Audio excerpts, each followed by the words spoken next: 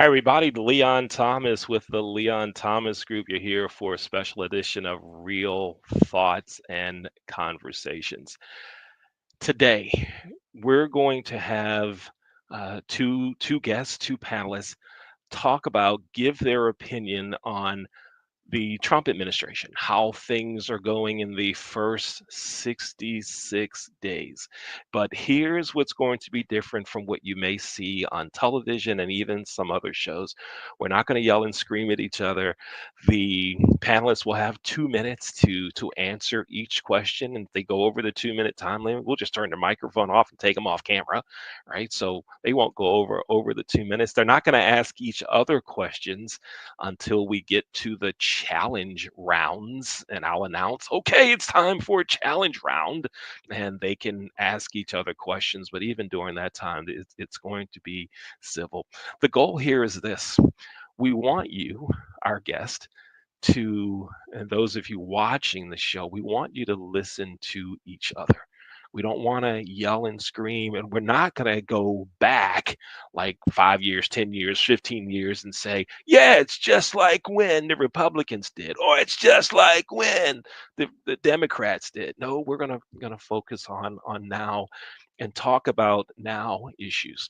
Our guests were given the questions last night via email. Although I did tell them I might ask them in a different order than they receive them, but so they have them, and so no one should be caught off guard with the questions. And we just want to have some great conversation, great debate. And on the other shows we've done like this, you viewers have asked for more, and so that's why we're here. Now, if there is a topic you would like us to talk about on a upcoming episode of Real Thoughts and Conversations, if you email me, we'll probably have that topic on a show. My email address is leon at the leonthomasgroup.com. And I'll tell you, next week, we're going to be talking about sports. We're going to be talking about those who have gone through sex change. Should they be allowed to participate in sports for their new sex? That's going to be the topic of discussion next week on Real Thoughts and Conversations.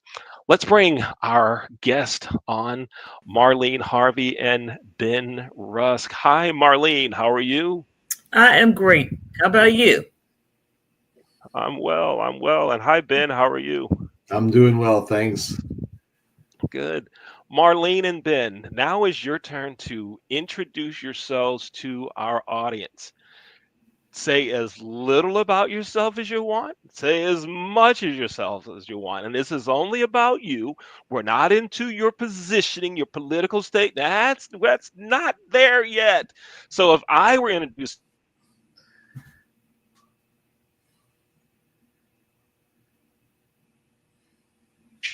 I'm a racquetball coach at Racquetball Revival, one of the largest youth racquetball programs in the country. I'm retired from the hospitality business, used to coach college, used to coach high school basketball, wanted to be a college basketball coach, never made it to college coaching because I didn't win enough games as a high school coach. Done. That's what I would say about me.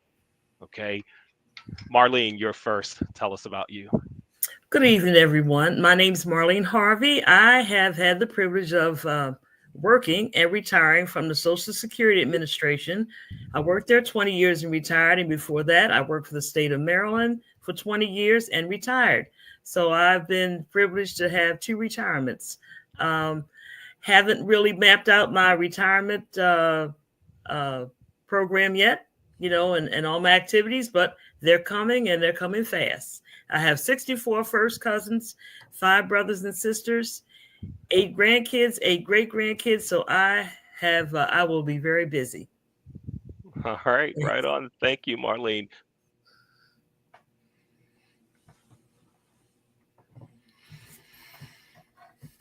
Tell us about you.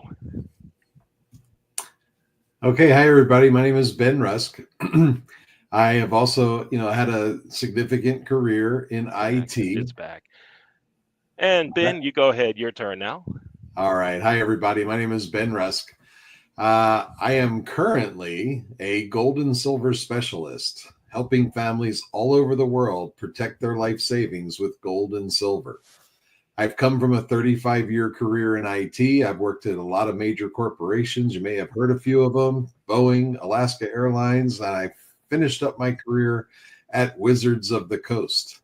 I had a 35-year goal of developing a video game, and I accomplished it. And so I set out to do something completely and totally different. And that's what landed me in the gold and silver business. All right, great. Thank you.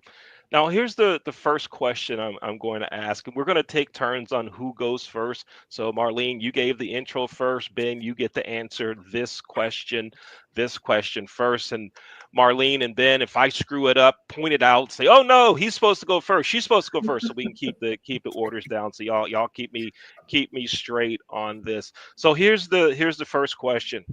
The first question is this, and Ben, you get the first 2-minute answer. Um, who did you vote for in the 2024 election, and why? And did you vote the same way for the entire ballot? And why or why not? Ben, you're first. All right. Well, I proudly voted for Donald Trump. And the reason I did that is because I felt that we've had enough of politicians and we needed somebody with a business mind to come into office and get things back on the right track. Enough of the bureaucracy, enough of the cover up. Let's get down to the truth, be transparent, and work through the issues that we need to get through to get our economy back on track. Did I vote for the entire ticket? Yes. You know, your leader needs his support. So hopefully the party picked the best running mates and the best cabinet people for the administration.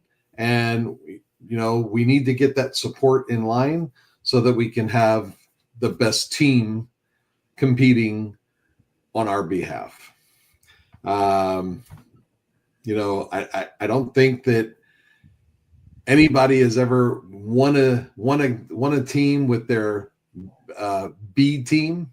You need to have your A team, and I was pleasantly surprised to see that all of the cabinet nominations made it into office.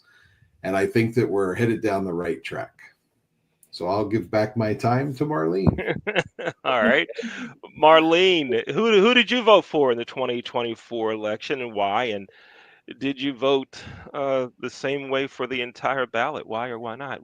Tell us, Marlene, about your decisions? I voted for Kamala Harris. I voted straight Democrat ticket. When President Trump said that he would come in as a dictator, I believed him. I figured that he would hire people he knew as opposed to people who knew what they were doing. And I was very concerned about that. And even though I could see myself where maybe we needed to go in a different direction in some areas, I was really afraid that he would go too far. He would do the 180 turn. And so that concerned me a little. And I knew that if we've had this thing again where we had, a president of one party and the Congress was another party. And I knew that was going to be a problem if he, during the election. So I was very concerned about that. And I know that President Trump may have good ideas, but unfortunately, sometimes they're overshadowed by the bad ideas, and the people that he puts in office are not necessarily the best. And I believe that there are very talented and Republicans as well as Democrats. So the fact that if someone's a Republican didn't bother me, but I knew it. I was afraid that it might not be the right one based on the reasons that it's just somebody he liked rather than somebody who was knew enough about certain issues to prevail. And then the other problem, of course, was I felt that Elon Musk had bought an election for the $250 million. And so I could see where that was going. So those are my reasons. Okay. For Kamala Harris. All right. Now, Marlene, as we go into the next question, you're first on this one. And what do you think is the biggest change that our country needed? So going into the election and with Donald Trump becoming president, what's the biggest change that was needed as you saw it, Marlene? I would have to say the immigration, of course, is a big problem. And I think education could certainly be better. Um, I I know that we can't necessarily always keep the status quo, but that's where I really would like to see changes. I would like to see us get back to I guess a more concrete work ethic. Um, I would like to see more people get involved in the actual civics of the government, and so I was hoping that maybe we could also learn from this election as well as vote. And then another concern was the fact that everybody didn't get to vote for whatever reason, and that bothers me. Okay. Ben, what do you think the biggest change was that our country needed going into the election and now? What are your thoughts, Ben? Well, my thoughts when I read this question was I think we needed focus, right? We the people deserve first priority. And I think that being focused on number one, our homelessness in this country needs to be has some needs great attention. Secondly, I think that our vets need to get the respect and their due for the service that they provided. And then next, I think that people that are, forced into living below the poverty limit needs to be next on the list, right? So I think that if we turn our attention to the people that are in need and not really focus on the world scene of the needs of other countries, that we the people need focus first. And I think that what they're trying to do right now with, identifying fraud, waste, and abuse in the government will allow us to take that money and focus on these internal problems that our country is facing and start to resolve some of those. Mhm. Okay. Now, Marlene, I want to ask a follow-up. Two of the things that you mentioned as um, challenges, things that needed to change, were immigration and education. How's President Trump doing, Marlene, on both of those, on immigration and education? How's he doing? I don't think he's doing well. Um, I think that he started from the bottom up, I guess you'd say, instead of the top down. I mean, he wants to send, and all of us, of course, don't want gangs and that kind of thing migrating to the United States. But at the same time, I don't think that he's tried hard enough to fix the problems in other countries to make people want to stay in their countries. Um, so I think that's a big problem. That not only was a problem with him. I see it as a problem with in the past also. So that is a big problem. It kind of hurts my heart to see, even if they're gangs or whatever, people being loaded into buses and jails with their heads down. I don't know if their necks are chained to their feet or what's going on, but that bothers me. And then as far as education is concerned, I think that we need to focus more on the basics. Like when we grew up, I would like to see us an educated nation as a whole. And like I was saying before, the whole country needs a good civics lesson so that we really know what is really going on with our government and what changes we can make, how we can make them, and that kind of thing. Hmm. And Ben, you mentioned homelessness and folks living below the poverty line. How's the president doing on that? Everything is a process.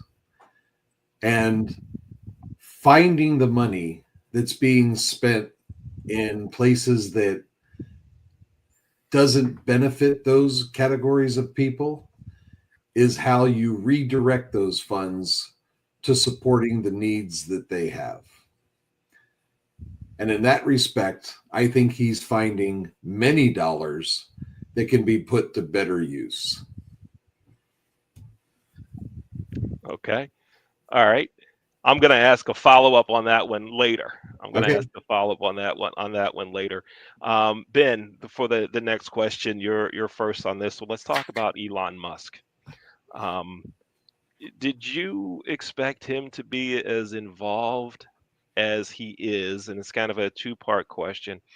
Did you expect him to be as involved as he is? And tell me about a decision or something that he has initiated that you don't like, and tell us something that you are in favor of that he's done. All Ben? right. So, no, I did not expect him to be as involved as he is. However, now that I understand his involvement and his mission, I'm in 100% support of what he's doing. I have felt for years, having been a vet myself and been in the military, didn't understand the excessive spending that the military does versus the civilian world.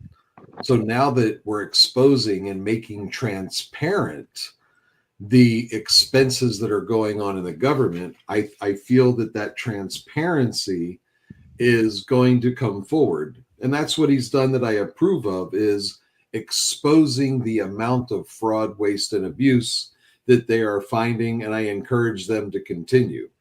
I see many paths for us to go down, giving what cryptocurrency and ledgers do for the world. They make things transparent and they track things individually. I see that moving forward being a good thing, and I feel that he's got the team and the technology to implement that. What has he done that I disapprove of?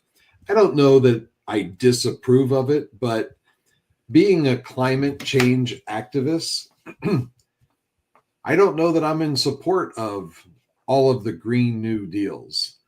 I feel that some of the green initiatives are part of that fraud, waste, and abuse. I'll take the windmills, for instance. You know, a single blade on the windmill costs more to make than the entire windmill will produce in its lifetime. And these blades don't 20 last. seconds left. 20 seconds. These blades don't last very long, and they need to be replaced fairly often. So, you know, continuing to spend money on something that can never have a return on investment doesn't seem wise. Marlene, did you expect Elon Musk to be as involved as he is? And what's something that he's done that you didn't like, and what's something that you approve of? I absolutely expected him to be as involved. I do not have a problem with cutting government waste. My problem is I would like to see some statistics, some studies, or something that says what those what the how the government's wasting money and all the different programs, and then cut from there. I don't like the I think it's done in a malicious way.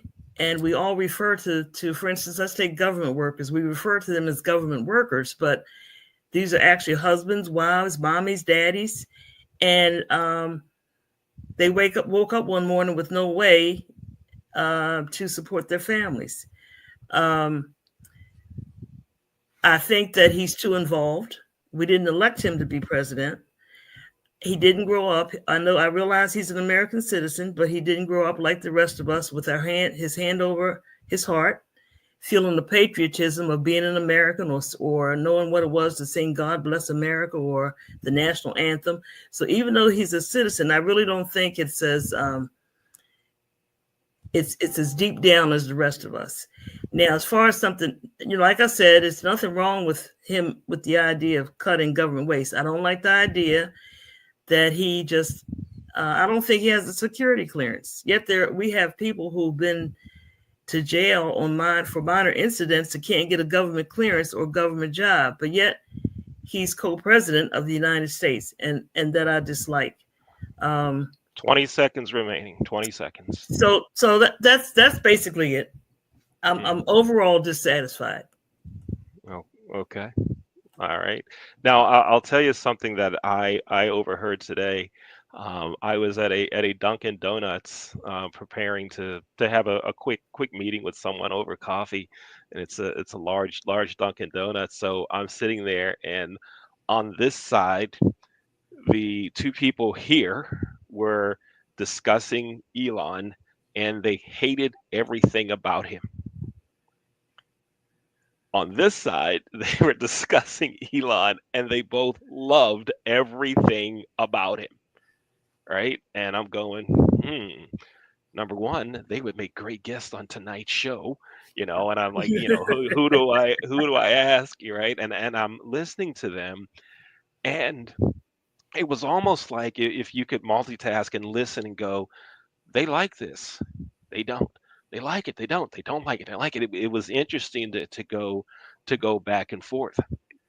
And but one thing that I did hear from both of them though was that this group that did not like him thought that he was trying to position himself to become president.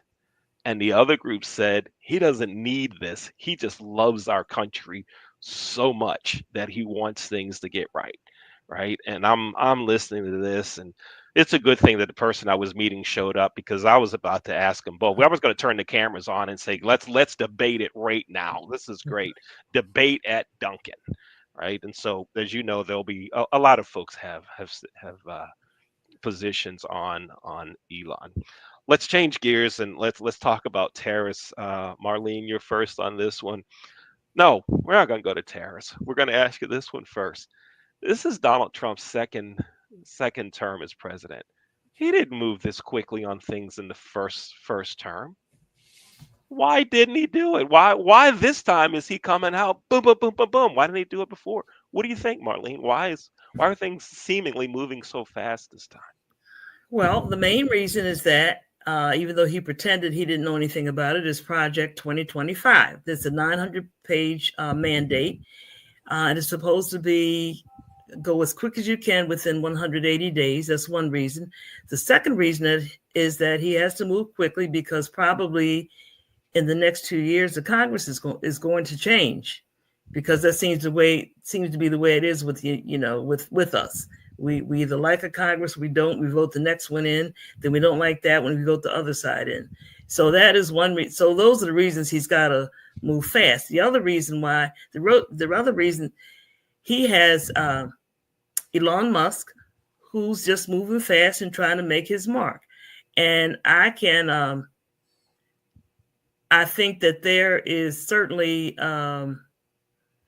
there's something going on. Of course, I'm not a psychiatrist or a psychologist, but I do believe that when you get almost 80 years old, it has to be hard to run a country. So you delegate wherever you can, pass things along for somebody else to do. And I can't say that I blame him. Some days I don't feel like balancing my checkbook. So I know what it is. I can feel what it is. So I think that's why he's moving so quickly. The people that he surrounded himself with are moving quickly. And then the people, of course, some of the people that he's surrounded are very involved with that Project 2025. Mhm. All right. Ben, why didn't President Trump seemingly move this quickly in his first term, and why is he going so fast now? What do you think? Well, I think that during his first term, he had a large learning curve. It was his first term in office. I don't think that he had the support in place at the time. I think that there was a lot of suggestions being made, that he took those suggestions to heart and realized later on what a mistake it was to listen to those suggestions. And this time around, he had 4 years to think about it, 4 years to plan for it. And he came back, swinging hard. And he's got the support in place. He knew exactly who he wanted in place. He knew exactly what he wanted them to do. He had, a team huddle before they ever even started campaigning and went to bat. And now that everything's in place, they get to execute the plan. They don't have to waste the first 100 days developing the plan. They had 4 years to do that. Now they're able to implement it and execute. Okay. All right. let's talk about tariffs.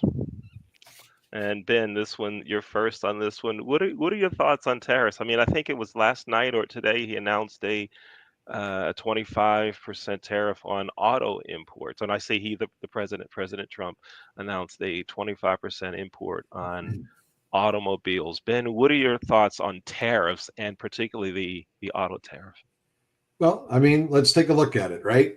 What do tariffs do? Tariffs bring jobs back to America. Manufacturing is starting to fire up.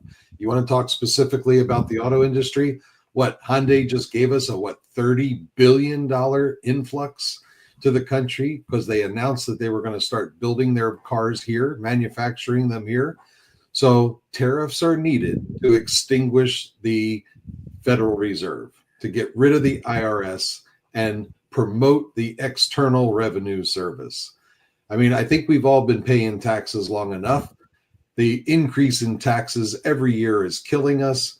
And I think it's time that we start sending that in the opposite direction. I'd love to see us get to a situation where, we pay taxes on the things that we buy. We don't get taxed on the money that we earn. So I think that's where it needs to go. This way, you decide with your dollars what taxes you want to pay based on what's important to you, not what's important to the bureaucracy. Marlene, what are your thoughts on tariffs and particularly the 25% auto tariff? Marlene, what do you think? Oh, I think it's just going to trickle down to the rest of us. Any tariffs that are imposed. But the United States is never going to be, it's not now, and it's not ever going to be again, 100% totally self-sufficient. And if the cars are assembled here, there's going to be something that comes from another country. I don't know whether it's going to be the hubcap or I don't know that much about putting cars together, but it's almost impossible that every part of that manufacturing process is going to be in the United States. So it's going to trickle down. I mean, we've already seen cars that are almost impossible to buy. Cars are almost so impossible to buy now. You can buy a car and not even have good credit. That's how bad they want to sell cars. That's one thing. I don't think that necessarily it's going to make a difference in the amount of jobs that come here. We're always going to international trade. That's just the way the world is nowadays. So my opinion about tariffs is that as he raises them, we're all going to pay. All right. Now, Ben, I have a follow-up on one part of your tariff response. You said tariffs or something like tariffs are going to help us get rid of the IRS. Did I get Right. that? Did I capture that right? Internal Revenue Service. Mm-hmm. Right? The Internal Revenue Service job is to tax the American citizens. The External Revenue Service is to get other countries to pay their fair share of the things that we need, right? So how long has it been that our tax dollars have been funding activities in other countries? Let's use our tax dollars or the tariff dollars to fund our internal needs. And so, Marlene, what do you think about that? That's what Ben said. What are your thoughts on that? Again, the comment was about tariffs and how that could help us get rid of the internal revenue. Marlene, what do you think? Yeah, we're going to be. I believe in taxes. I believe in a fair share of taxes. I don't really think that it's going to make that much difference for the middle class when it comes to taxes. The internal revenue is going to tax. They have got to get the money somewhere. They're not going to tax the billionaires. They said if all the billionaires in the country were paying an additional 5% in tax, we could actually wipe out our deficit. It's always so. I don't see any changes. I don't really see how that is going to make any difference in our day-to-day living or the internal revenue. Mm-hmm. All right. Marlene, you're first on this section. We're going to talk about Ukraine and Russia. What are your thoughts on how that war should end? How does that war end? And the confrontation that was aired from the Oval Office a few weeks ago with the Ukrainian president and our Vice President Vance and President Trump, that whole interaction. So tell us, what are your thoughts on all of that? How does that war end, and what are your thoughts on that interaction that took place? I thought President Zelensky was mistreated. I don't care what position you are in, you can always have manners. They did not treat him as their equal as president of a country. They treated him like he was some kind of low life. They talked to him like they talked down to him. I know they would not have talked to President Putin like that, even to the point where they put him out before he even got lunch. I thought it was terrible. Now, as far as the war is concerned, I really think that war would end if we had just stuck to our position to be an ally to Ukraine as opposed to somehow trying to appease Russia, because all that happened is it gave Russia a little more impetus to keep fighting. Whereas I really believe the war was winding down because of the ally support. Russia can't go on forever and ever firing missiles and drones and all that in Ukraine. Eventually, as in most wars, they run out of weapons, and I think that would have happened. Now, of course, they have the impression that we have completely done an about face, and that there's hope for them. I don't know if this war. I don't know if it's going to continue, whether it's going to stop. But I'm very concerned that that we don't stick with our that the same allies we've had since World War II. That really concerns me.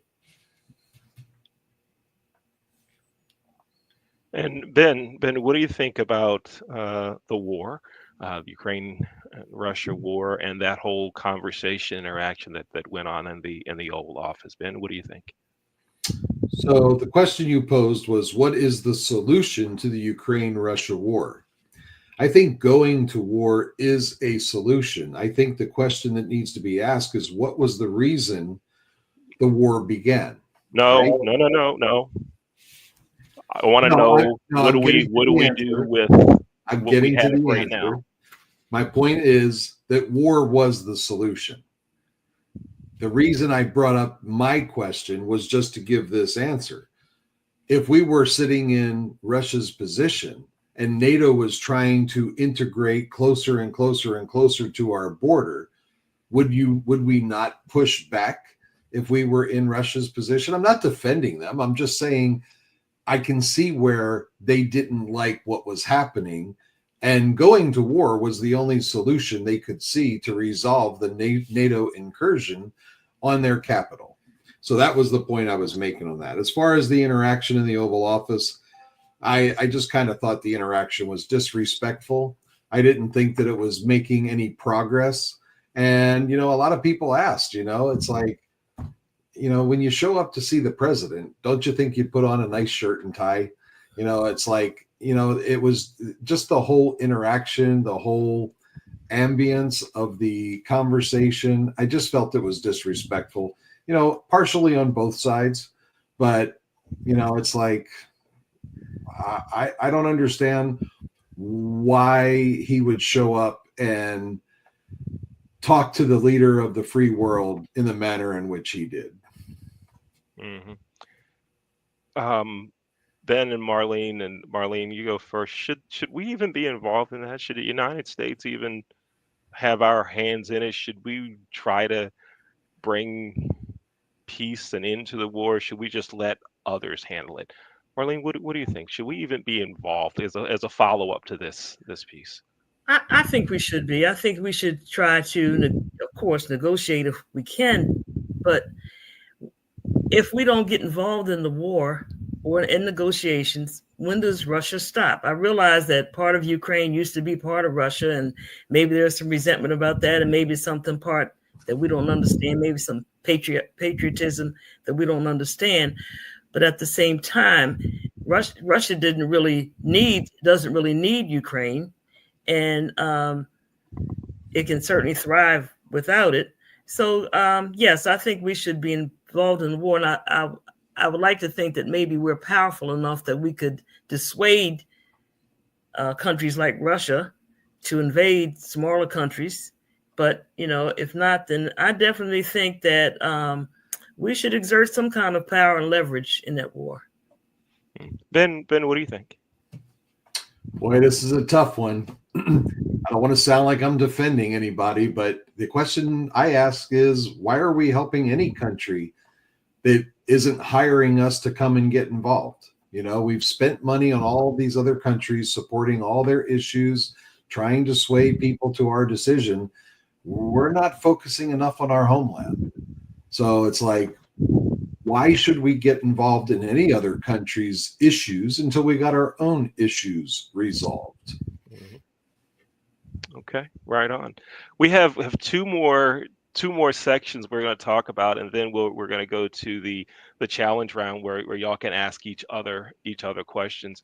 Before we get to those next two questions, what I want to do is just take a couple of minutes, and I want you all to kind of reintroduce the audience to who you are. And tell us, what you do, what you did, as much as you want to say. Kind of reintroduce yourself to the audience for folks that may on replay see it at a different time. They jump in part way through and all that. So Ben, you go first this time. All right. Hi, everybody. My name is Ben Rusk. I currently am a wealth strategy coach, helping people protect their life savings with gold and silver. And the way I do that is, just make it easier for people to get their hands on it. We have no minimums, no maximums, so people on any budget can get their hands on gold and silver. I don't want people to have to sell grandma's jewelry or the family silverware. If times of crisis or emergency happens, we should have something of value that we don't have a sentimental connection with to feed our families. I've been in the IT industry for 35 years. I've been a gold panner and metal detectorist for over 30 years. So I've been in both sides of the gold and silver industry, and I'm happy to talk to your audience at any time to help them understand the power of gold and silver. And Ben, how can folks get in touch with you to have that conversation? How do they contact you?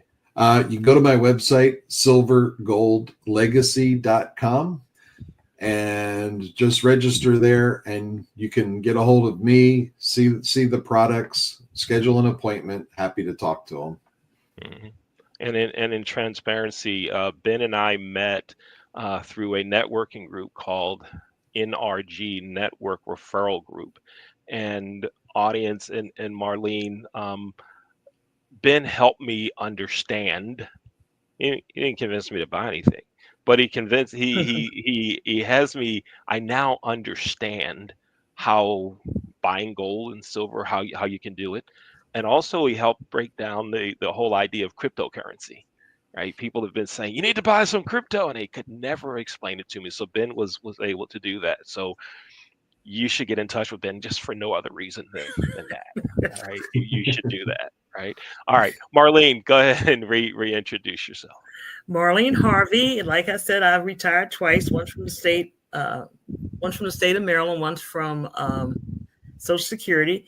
I'm also have a passion. I had the unfortunate experience of having great grandchildren put in foster care. So I've done a lot of research and studying on the discrepancies of foster care and brown and black children. So one of the things that I plan to do with my retirement is to just become more of an activist in whatever passion I decide. I've always been a debater, as my mother would tell you, because she considered me sassy. So this has been me all my life, and so I have a couple. I do, like I said, I do plan to become very active in several issues. Come from a big family, and so right now, I guess I'm still exploring what it is that the direction I'm going to take. And I do have a website. It's okay if I give that? Yes, go ahead, okay. please. Yeah. My website is theybelongtome.org, and it's the number 2, theybelongtome.org, and it's also an email, theybelongtome@gmail.com. If you have any ideas about, the foster, what they don't call it foster care, they call it out of home placement. I call it legal abduction, but that's just my opinion. And so that's where I stand right now. So I'm kind of open to wherever my heart and activism leads. Mm-hmm. And for the audience, and you too, Ben, Marlene and my wife worked together at both the state and federal government, and that's how I met Marlene. All right. So it's great to have you both here. Thank you so much for spending time with me and our audience. Here's the next question. We're going to tackle two other issues, two conversations. Who's first on this one? I didn't keep track. Who's first? I don't remember. I think it's Marlene's turn to go first. Marlene's first. Okay. Oh, okay. So, Marlene, President Trump has stated DEI is dead. Can you give an example of DEI, and how do you feel about that statement and that decision? DEI is dead. What's that mean? And give us an example of DEI. Let me give you one example of DEI. The cutaway curbs where people take their wheelchairs and can run over the sidewalk and walk along with everybody else. That's an example of DEI. So I'm not really sure what he means or what DEI encompasses, but they say it's the old affirmative action, which I think has its place. There's certainly, the world is certainly stacked against certain individuals, races, creeds, whatever you think of. And I think there is definitely a place for it. I think that DEI now is a threat because we keep hearing these statistics that in the next, 30 to 50 years, that Caucasians will be a minor race as opposed to a major race. Then you hear statistics like for every one white baby born, there are 9 Hispanic babies born. And I think people have just panicked over that idea. And so I'm not sure DEI doesn't have a place. But certainly I would like to think that we are getting to a place where people are judged by the content of their character, their education, or whatever. I would like to think that, but I'm really not sure that's the way it is. So I think it has its place, and there's nothing wrong with exploring it. There's nothing wrong with taking a look at it. There's nothing wrong with making adjustments. So, but to completely just wipe it out and say it shouldn't exist, I really don't think is appropriate. Mm-hmm. Okay. Ben, give us an example of DEI. The president said DEI is dead. Give us an example of that, and how do you feel about that statement and the decision? Well, when I viewed this question, I was thinking back on my time in corporate America, and this whole idea of quotas and preferred treatment and things like that, it always bothered me. Talking about, things need to be looked at, adjustments need to be made. The concept that I sit on this topic with, the statements that I've heard said was get paid for performance. And I've always felt that that's the great equalizer, right? when there's a task to be done, you should hire the best person for the job. And we've got some big things happening on the horizon that's going to make that a very big issue. One of the things over the past 2 years I've been telling people is that in the software industry, the playing field has been leveled because AI is a brand new technology, and every person in this country has an equal chance at learning what it is, what it does, and how to use it, and can write their own ticket in the next few years on the corporate scene. because it's very easy to specialize in an area of AI because there's so many platforms out there using it. So people that are smart will jump on board and pick an area that they have a passion for, and they will learn how to be a prompt engineer and get paid quite well for implementing that skill set. Mhm. Okay. I'm gonna show a photo. All right. Y'all see the three chairs there, Yeah, right? yeah. Which of those chairs is the most DEI friendly?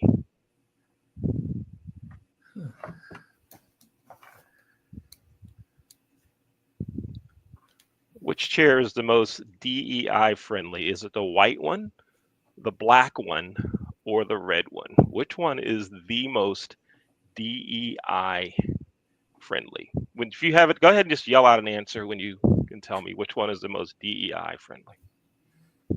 Hmm.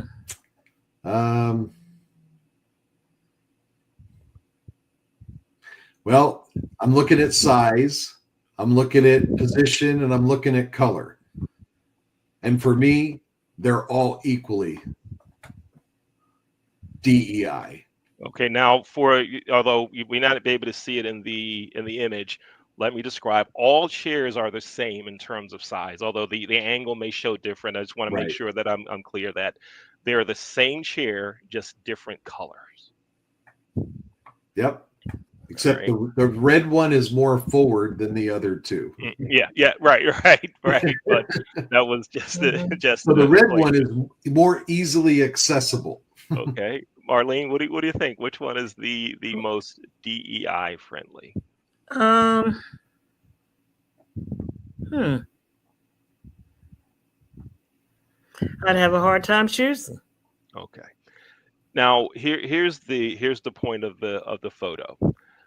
So often when we hear the term DEI, one of the first things that many people, and I'll just say some people, go to is race. And then they talk about gender. And DEI is so much more than that.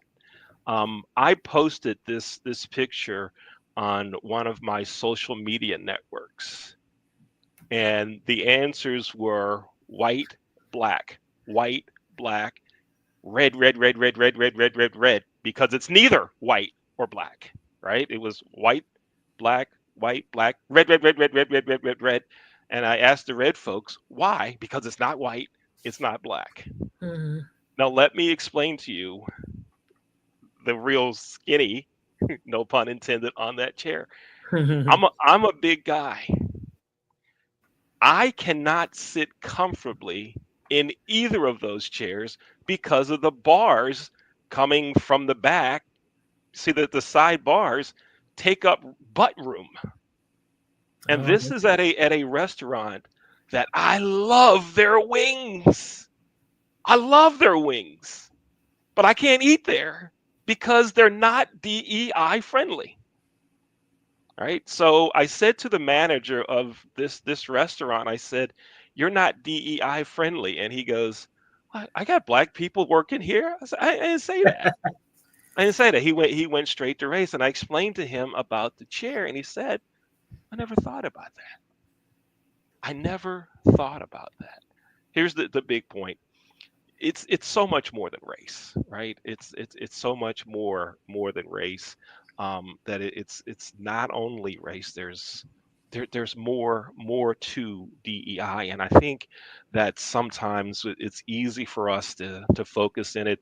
We even our company produces a show called DEI After Five, and we had to have a conversation with some folks that it's more than just the racial issues in it. So that's my rant for the show. All right, that's my rant. All right. You notice when I communicated with y'all last night, I sent you information via email. That's because I didn't want anyone else tapping into our text chain or anyone else, me adding someone by mistake We didn't use Signal. I didn't want anyone else to do it. That's why I emailed it to you. What do y'all think about this whole Signal thing? I think Ben, you're first. What are your thoughts on this whole Signal deal that's going on right now? Well, the question was, should our leaders communicate via Signal? Yes, I answered that question in the affirmative. I did quick research. There's nothing that I would say makes that platform any better or any worse than any other communication device out there. And what are my thoughts on what happened regarding Signal? It's been proven that it was a false story concocted by Jeffrey Goldberg, and it was denounced, and there were no military or confidential information talked about on that call. So, it's just another form of communication, and the government should be free to use whatever they see fit. And if that was the appropriate communication tool for the moment, then so be it. All right, Marlene. Well, I hadn't heard that it was concocted. I heard that for every time frame that they put down, that it happened exactly as the email said it unfolded. But I think it's a situation where, take me for an example. I worked a lot of years. I was good at my job. But if you would tell me today that I'm supervisor of a chemistry lab, I'm going to blow it up. I'm not a chemist. And I think that's what's happening. Nobody wants to admit that the people that have been picked for these jobs aren't as competent as they should be, and maybe not as competent as somebody else. And the person didn't have to, I'm not saying they should be a Democrat or Republican. I'm just saying that you don't have experience. You need to ask somebody. But if you all of a sudden just get rid of people, then this is what comes up. So you're saying, I want to make sure I'm understanding your answer, is that the reason there was the Signal snafu is because of incompetence. Yes, absolutely. Okay. And you can't help it. You don't know what you don't know. You can't be good at what you're not good at. It's nobody, I don't think it's anybody's fault. I just think that they needed to maybe align themselves with people who are more experienced and could tell them how things are done. You don't do things you don't communicate through Signal or Google or whatever way they do it. It's got to be another way. Okay. All right. Now, Ben, I want to go back to something that you said way, way, way back when that I should have responded to, and I'm sorry that I did not. You mentioned that you are a veteran. I am. Thank you for serving our country. Thank you for your service. You're welcome. Thank you. Thank you. My pleasure. Thank you. I wanted to make sure I did that. Now, all right, here we go. It's challenge time. It's challenge time. Do either of you have a question regarding a response that you heard, or a question you would like to ask the other? What did you hear? Raise your hand. First hand up gets to ask the question. Ben, go ahead. Marlene, earlier you said that you didn't agree with the deportation, that we should incentivize other countries to keep their people in their own country. What incentives do you see that the United States should give to other countries to clean up their act? Well, I didn't say that they shouldn't be deported. I think we all agree that if you don't belong here, you shouldn't come. If you sneaked in, if you're a gang or whatever. But there has to be some kind of diplomacy or something that we can go to other countries. Well, let's just say the Latin American countries.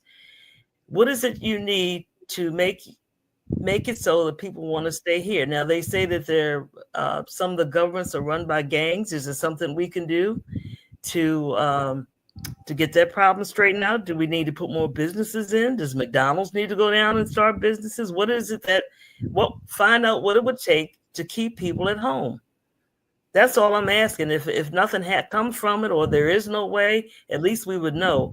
But at least it needs to be studied. It needs to be looked at. It needs to be talked about.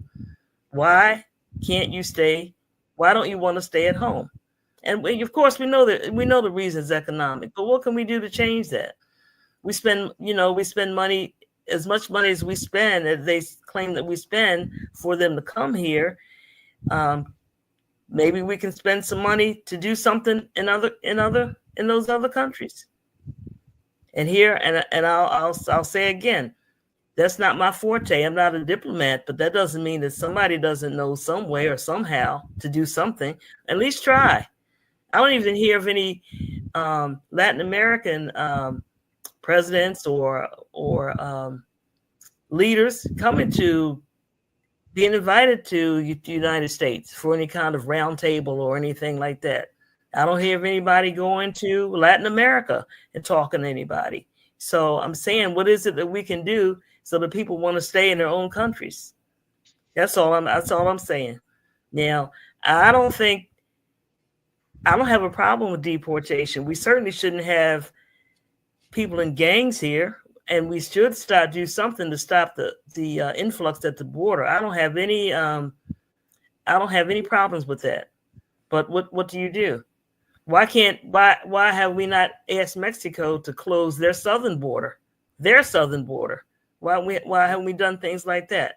So I'm thinking there's just more than we, and then I just think it's more that could be done. All right. Okay. Marlene, you have a question for Ben? I don't think I have any particular questions, but I would like to know where you got the information that the story about the signal was concocted, because I honestly hadn't heard it. The White House press secretary announced it yesterday. Okay, I didn't hear her say that. Okay. In fact, he added more of the conversation yesterday. So I hadn't heard that. So I'll go back and try to look that up. Okay. All right. Thank Leon, you both do you have any questions for us in the challenge round? I do.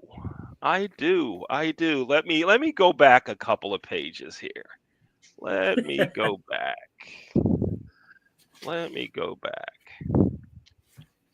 Love a good debate. Yeah. Marlene, we talked some about this immigration and education. You said that those were two of the areas that needed to be changed, right? Can you go into some, a short piece about education, and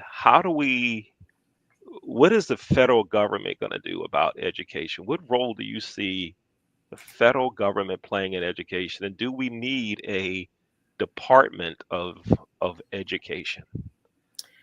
I would say we need a Department of Education only as an oversight. I think that with education, you almost have to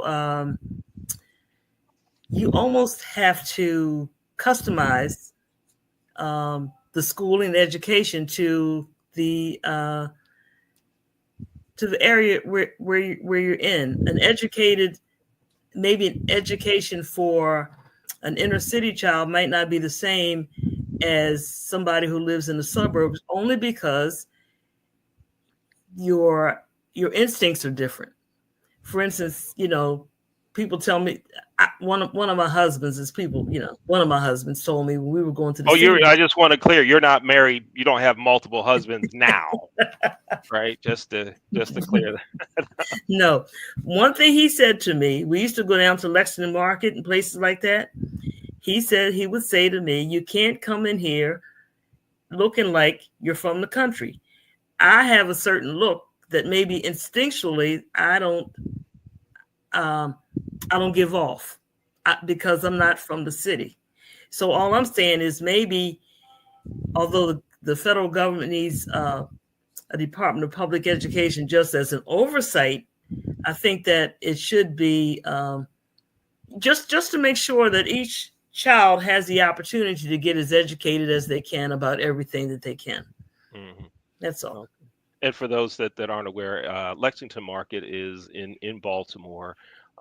It's a Um, it's a building that has a lot of vendors in it that sell fresh meats, vegetables. Right. It's just I think north, slightly north of the city of Baltimore, within walking distance Right. of downtown, and a lot of black folks go there to shop. And he That's would what say, I think the market is. yeah, I just want to say, he would say that when I went, I looked like I was at a fair. I was just so amazed. And he said, that was the word he used. He said, you can't come in here looking that amazed, because obviously it was obvious that I wasn't of, of that Yeah, area. yeah, okay, So that's all I'm just saying is customize it. all right. All right. And Ben, about the homelessness issue, I want to go a little deeper on that. You said that if we are able to not spend money elsewhere, we could put it to use here, right? And homelessness one of the focus points that you said we could use that money for.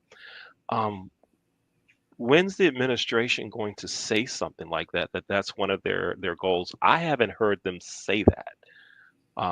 Have you heard that? I haven't heard it. And if that is what they want to do, I think that if they were to say that, there might be more people on board with whatever is going on now. What do you think, Ben? Have you heard anything? And give us some more insight into that. So my insight I'm going to give is I'm recently from Seattle, and I was in Seattle since 1979, and I saw the downfall of that city happen over 3 decades.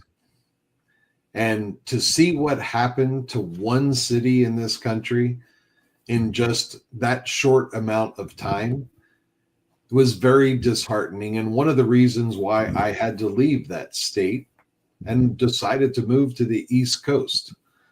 Um, it's an epidemic. It's a problem. I've made 15 gallons of spaghetti and taken it to the food line just to make sure that people that were living on the streets had food to eat. Marlene was talking about us all doing our civic duty, getting out there in the middle of winter and dishing out new socks and, hand warmers to people that were on the street so they didn't freeze to death. So I just feel strongly that it's an area that we need to take a look at, and I don't think it's necessarily just the government's responsibility. I think just as a people, caring for the members of our tribe, we all have our little cliques of people that we work with, lending a hand to our fellow neighbors and helping them up when they need a hand. I think that we all need to get back to our grassroots and start, looking around and deciding, who really needs to have our attention and where we can lend a hand if at all possible.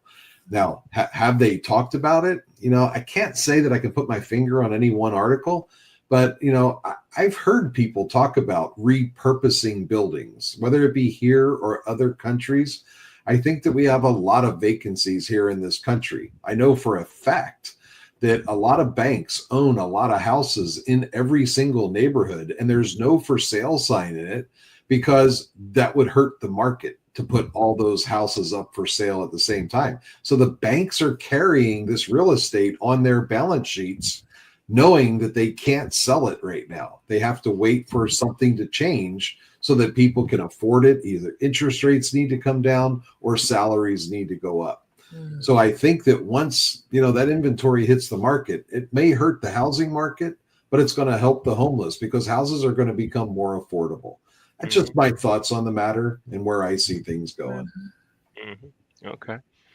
And both of you have mentioned about doing your civic duty, right? Doing something to help your neighborhood, to help your community. And I think that if everyone were to try to figure out how they can help someone else or a group of others, that we would be in a better place in a lot of areas. I think both of you know that I run a youth racquetball program. Mhm. We another show that that we have in our portfolio is called Wake Up Baltimore. And it's a Monday mornings at 7:30 Eastern Time.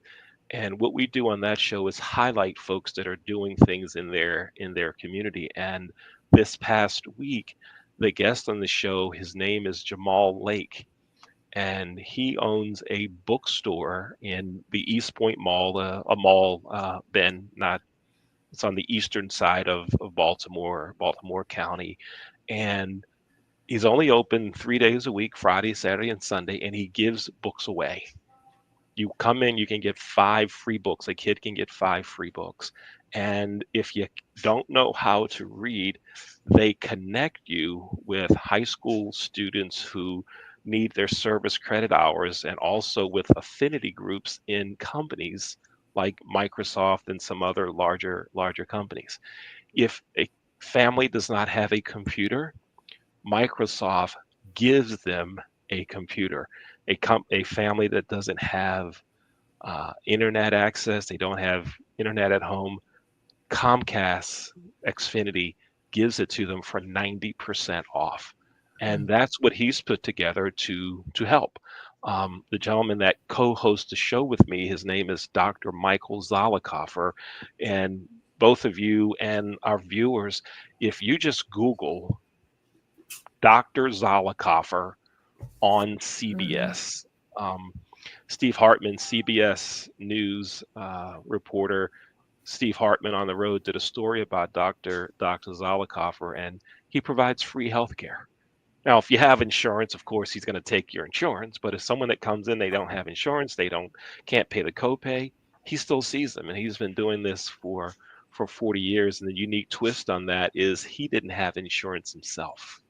And was diagnosed with 2 forms of cancer, and the community came to his rescue and started a GoFundMe to help him.